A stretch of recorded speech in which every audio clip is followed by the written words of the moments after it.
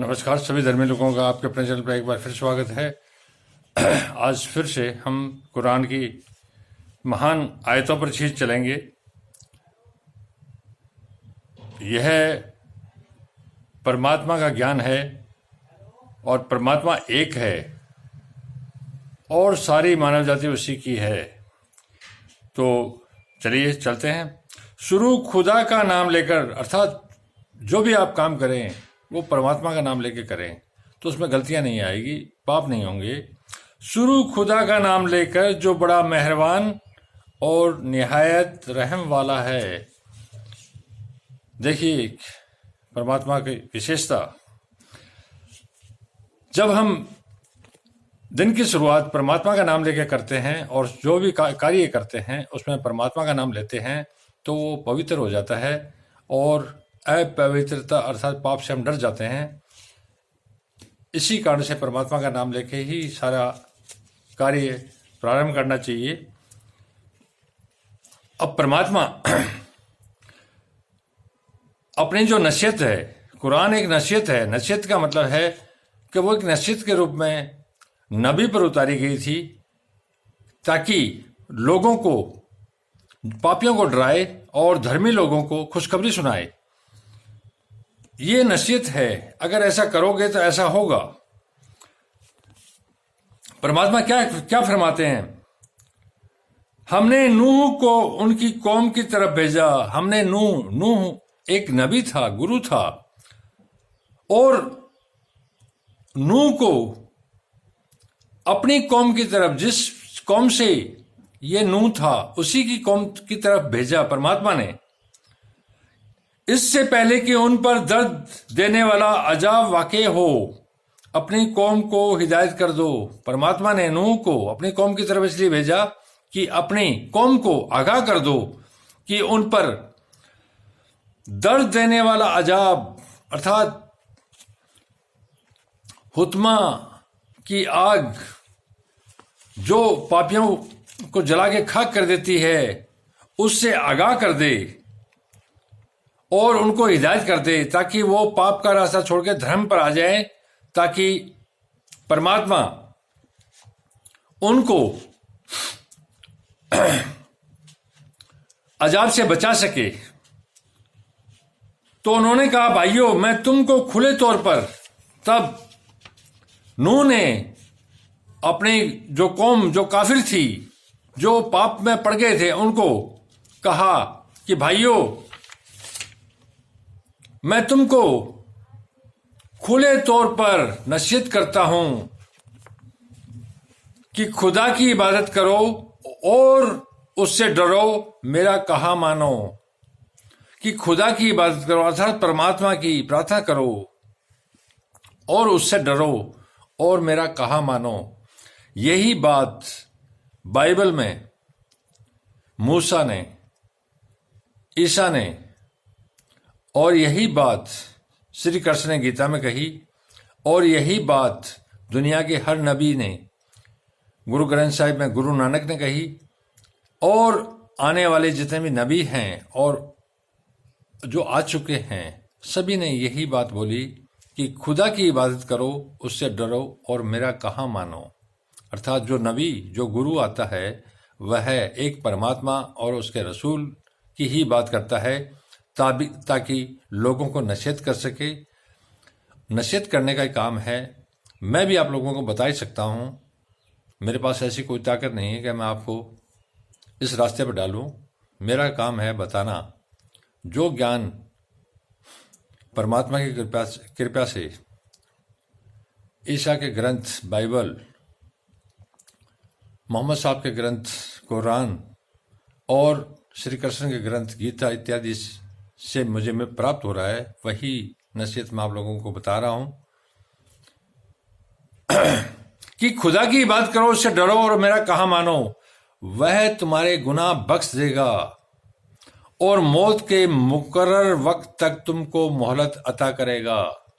देखिए कि तुम मेरे बताए रास्ते पर चलो तो तुम्हारे गुनाह जो है, तुम्हारे जो पाप हैं, उनको परमात्मा बख्श देगा और मौत के मुकर्रर वक्त मुकर्रर वक्त तक तुमको मोहलत अता करेगा, अर्थात देगा। ये मान के चलिए कि मौत का एक तय समय है, मुकर्रर वक्त है, जो एक घड़ी आगे नहीं होगा, जो एक घड़ी पीछे नहीं होगा। जब खुदा का मुकर्रर किया हुआ वक्त आ जाता है तो देर नहीं होती। काश तुम जानते होते। जब लोगों ने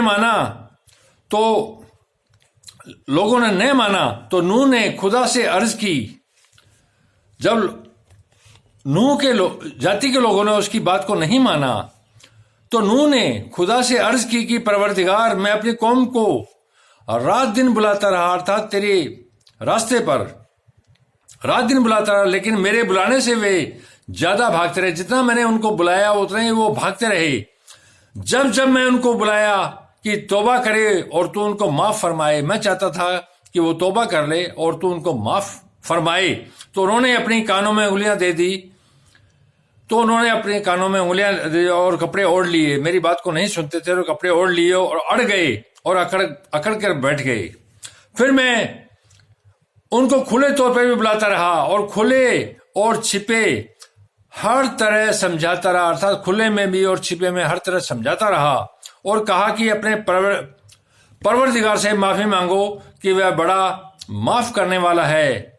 वह तुम पर आसमान से मेघ बरसाएगा, अर्थात वर्षा करेगा, और माल और बेटों से तुम्हारी मदद फरमाएगा, अर्थात रुपया पैसा बेटे बेटियां इत्यादि देगा, और तुम्हें बाग अता करेगा और उनमें तुम्हारे लिए नहरें बहा देगा।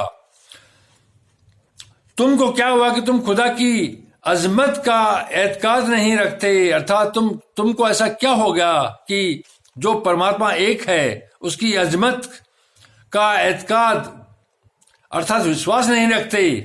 हालांकि उसने तुमको तरह तरह की हालतों का पैदा किया है, अर्थात उसने तुम्हें तरह तरह की हालतों से पैदा किया है। क्या तुमने नहीं देखा कि खुदा ने 7 आसमान कैसे ऊपर तले बनाए? क्या तुमने देखा नहीं कि खुदा ने, परमात्मा ने 7 आसमान तल बदतर एक के ऊपर एक बनाए और चांद को उनके जमीन का नूर बनाया? तो चांद को उनकी जमीन का, जो आसमानों की जमीन है, जो धरती की जमीन है, उसका नूर बनाया और सूरज को चिराग अर्थात दीपक ठहराया। खुदा ही ने तुमको जमीन से पैदा किया, खुदा ने ही तुम्हें खनखनाती जमीन मिट्टी से बनाया है।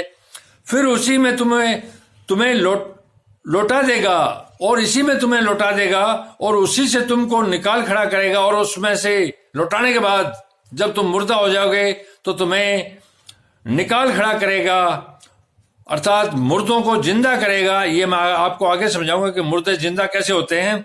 और खुदा ही ने जमीन को तुम्हारे लिए फर्श बनाया, अर्थात जमीन को तुम्हारे लिए फर्श खुदा ने ही बनाया है, ताकि उसके बड़े बड़े कुशादा रास्तों में चलो फिरो। कुशादा मतलब पवित्र रास्तों में चलो फिरो। इसके बाद नूह ने अर्ज की कि हे मेरे परवरदिगार, ये लोग मेरे कहने पर नहीं चले और ऐसों के ताबे हुए हैं जिनको उनके माल और औलाद ने नुकसान के सिवा कुछ फायदा नहीं दिया, और वे बड़ी बड़ी चालें चले और कहने लगे अपने माबूदों को हरगिज न छोड़ना। अर्थात एक परमात्मा के अलावा ये तरह तरह के तंत्र मंत्र विद्याओं पढ़ गए थे, अर्थात वध और सुवाव, युगस, युएक, नस्र को कभी न छोड़ना। अर्थात इन्होंने ये बताया कि इनको कभी मत छोड़ना। वध और सुवाव और युगस और युएक, नस्र एक तरह के बुत थे, ऐसे अनजानी सी तस्वीरें बना रखी थी, उनकी पूजा करते थे ये लोग। इसी कारण से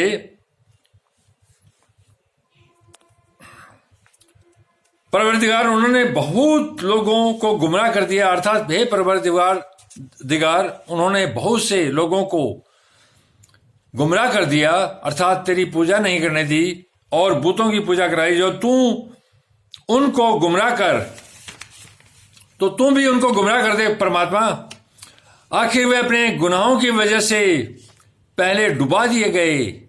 बाइबल में आया है कि नूह की कौम सारी की सारी पानी में डूब गई थी और नूह अपने परिवार और कुछ जीव जंतुओं जो जरूरी थे उनके साथ नाव में सवार हो गया था। आखिर वे अपने गुनाहों की वजह से डुबा दिए गए, फिर आग में डाल दिए गए। तो उन्होंने खुदा के सिवा किसी को अपना मददगार न पाया, अर्थात वहां पर उन बुतों ने या और कोई उनकी मददगार खुदा के अलावा पाया ही नहीं। और फिर नूह ने यह दुआ की कि मेरे परवरदिगार किसी काफिर को धरती पर बसता न रहने दे। तब नूह ने कहा कि तू किसी काफिर को धरती पर बसा ही मत। अगर तू उनको रहने देगा, अगर तू काफिरों को रहने देगा तो तेरे बंदों को गुमराह करेंगे। अगर तू काफिरों को धरती पर रहने देगा तो वो तेरे बंदों को जो धर्म पर चलेंगे, जो पुण्य के मार्ग पर चलेंगे, उनको गुमराह करेंगे और उनसे जो औलाद होगी वह भी बदकार और ना शुक्रगुजार होगी। और उन पापियों से जो औलाद होगी वो भी बदकार और ना शुक्र, जो बिना ना शुक्र होंगे। ए मेरे परवरदिगार, मुझको और मेरे माँ बाप को और जो ईमान लाकर मेरे घर में आए उसको और तमाम ईमान वाले मर्दों और ईमान वाली औरतों को माफ फरमा और जालिम लोगों के लिए और ज्यादा तबाही बढ़ा। ये दुआ मैं भी करता हूं कि जालिम लोगों के लिए जितनी तबाही परमात्मा बढ़ाए उतना ही अच्छा है, ताकि धर्मी लोग फैलें, धर्मी लोग जिएं और परमात्मा की तौहीद रास्ते पर चलें और धरती को स्वर्ग बना दें। धन्यवाद। कल फिर मिलेंगे।